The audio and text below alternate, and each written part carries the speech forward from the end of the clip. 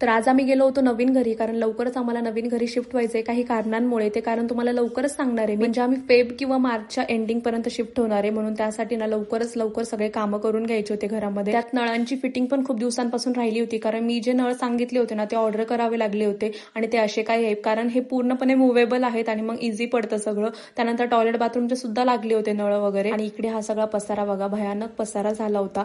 सगळ्या नळांचे बॉक्स वगैरे होते, हे सगळे काम बघितलं आणि त्यानंतर आम्ही तिकडनं घरी आलो, कारण भयानक भूक लागली होती मला. आणि घरी जाऊन ना मस्त पाणीपुरी खायची होती, कारण मी ती घरी बनवली होती. खूप दिवसांपासून मला पाणीपुरी खायची होती, पण हे मला बाहेरची खाऊन देत नव्हते, म्हणून वैतागून मी घरी बनवली आज आणि तीच एन्जॉय केली. त्यानंतर मेडिसिन घेतले, थोडंसं आराम केला आणि घरातले सगळे कामं राहिलेले होते, मग काय उठावंच लागलं आणि भांडे वगैरे घासून घेतले. पहिले भांडे वगैरे घासून झाल्यानंतर ना कपडे वाळत घातले आधी, कारण मी नेहमी ते विसरते आणि मग मला रात्री आठवतं, मग काय दुसऱ्या दिवशी कपडेच सुकत नाही. मग ते आधी करून घेतले. त्यानंतर मग बारजणे लावले होते मशीनला, ते सगळे धुवून घेतले.